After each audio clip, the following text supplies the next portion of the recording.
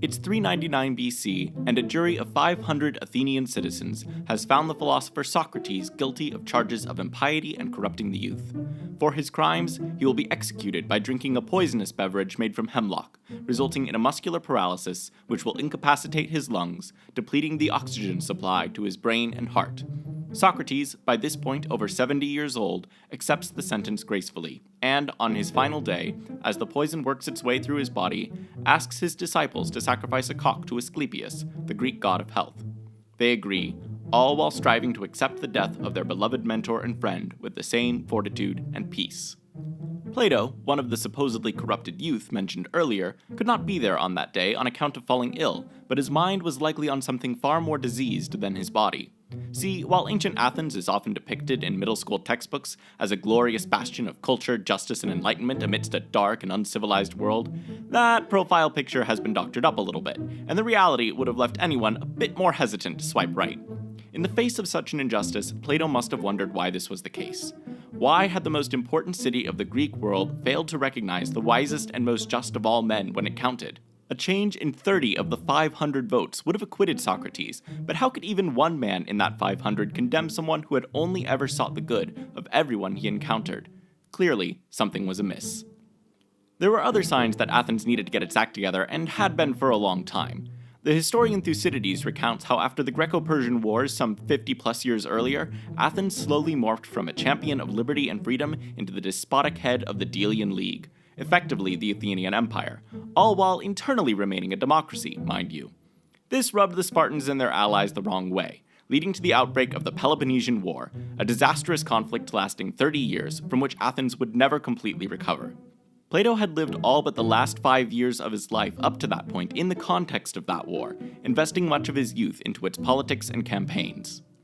Following the war, the Spartans installed a government in Athens known to history as the 30 Tyrants, a despotic council which oversaw a year of blood and terror. At their head was a man named Critias, a relative of Plato and a former student of Socrates. Socrates resisted the regime, and would have likely been executed a few years early had they not been overthrown in a timely manner. Nevertheless, he could never quite get that Critias smell out of his clothes, leaving him with guilt by association in the eyes of the public. You have to imagine Plato observing all of this, mulling over in his mind why his city was ruled by such irrational passions rather than cool reason, with the leading men making fickle and petty grasps for power instead of ruling justly. Deeply troubled and accompanied by other friends of his old teacher, Plato left Athens for 12 years, traveling across the Mediterranean world, learning from whatever teachers he could find, and scribbling down what he remembered of Socrates' ideas. Most notably, he stopped for a time in Syracuse, where he made the acquaintance of a guy named Dion, a member of the ruling family there. Dion will be important later, but the point for now is that Plato eventually returned to Athens at the age of 40, ready to pick up where Socrates had left off.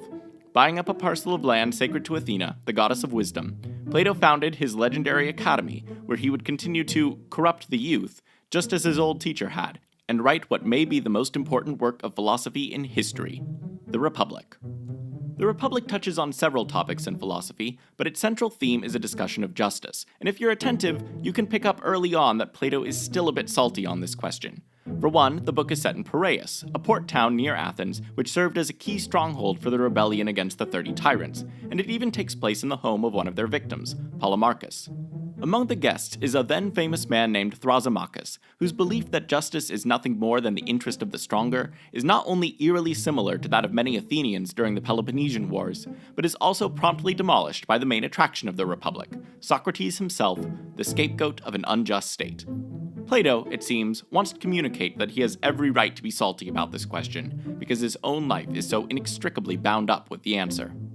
Naturally, Plato decides to tackle the question of justice by describing what a just city-state should look like, almost like a frustrated older brother watching their little sibling repeatedly fumble a simple task before snatching it out of their hands and doing it themselves.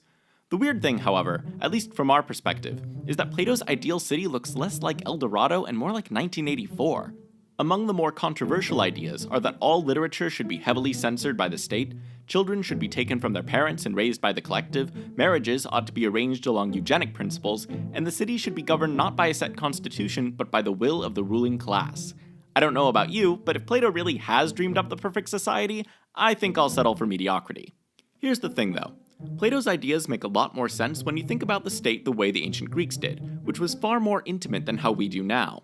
Partly because Greek states were usually limited to individual cities, Greek governments could afford to act as though they were assemblies of friends who more or less knew what everyone else was up to, and could make judgments about individuals more as characters than as citizens. This kind of principle can be seen in the old Athenian practice of ostracism, whereby someone could be banished for 10 years not because they committed any crime, but just because the general population thought it would be better if they weren't around. In consequence, Plato and his audience carried with them the assumption that states should operate almost in the way that parents do, with authority vested in the concrete relationships between people rather than in some abstract set of laws. Of course, any Plato fans out there will immediately remind me that Plato was a huge fan of the abstract, with the most famous passage from the Republic being the Allegory of the Cave, wherein Socrates describes the world most men understand to be like shadows cast by a fire against a cave wall, only bearing a semblance to the true reality from which they take their shape, i.e., the forms. The philosopher, however, is able to look away from the wall and consider the forms directly, eventually even making his way out of the cave to contemplate the good itself.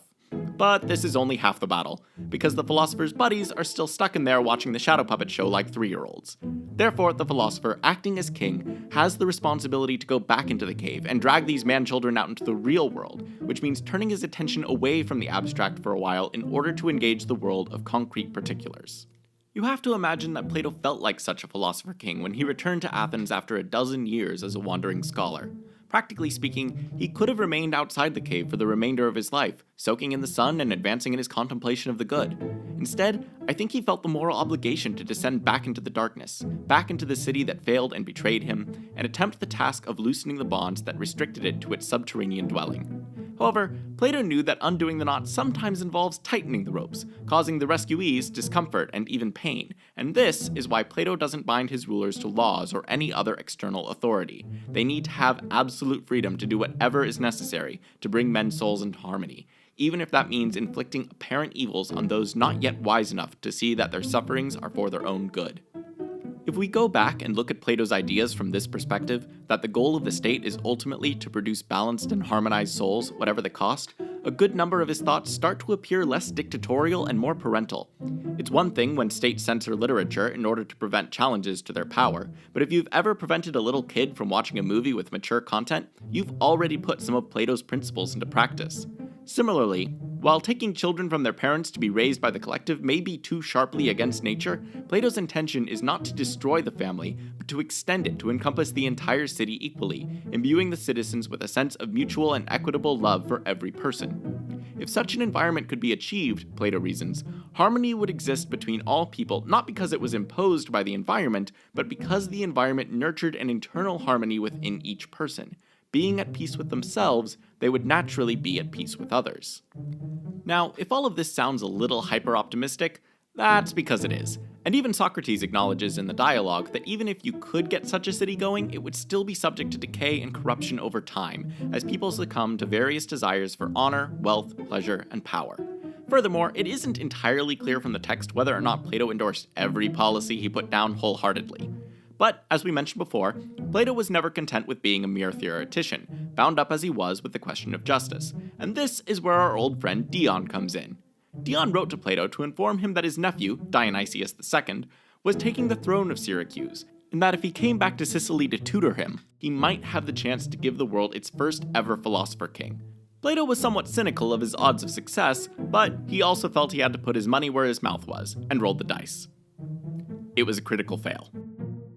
Plato found his efforts overwhelmed by the forces of arrogance and pettiness that he had hoped to eradicate. Dionysius ultimately proved to be both a poor student and an incompetent ruler, resulting in a serious conflict with Dion, culminating in Dion's assassination. By that time, Plato had already abandoned Syracuse in defeat, returning to Athens to resume teaching and writing. Among the last of his books was The Laws, a work of political philosophy less daring than the Republic, often seen as granting concessions to a human nature which fails to ascend to the Platonic ideal. Socrates is noticeably absent from this book, replaced by an unnamed Athenian stranger. However, the reason the Republic made such an impact on the West was not because its concrete suggestions were ever implemented in their entirety. Instead, by dreaming up an ideal city, Plato draws our attention to the fact that the world we inhabit is the world of the cave, a world of imperfect imitations of the ultimate good. Through the use of reason, Plato teaches us that virtue is not a set of rules which limits us, but one which fulfills us, bringing us to a state of peace and happiness through the discipline of desire. We may still live in a world where men like Socrates are unjustly brought to trial, but if we always live in the pursuit of the highest good, we can at least recognize the injustice and vote with our day-to-day lives to acquit him. On that note, please subscribe to the Rosamund Project, because we'll soon be examining another book by a man profoundly influenced by the unjust death of his teacher and friend, the Gospel of John.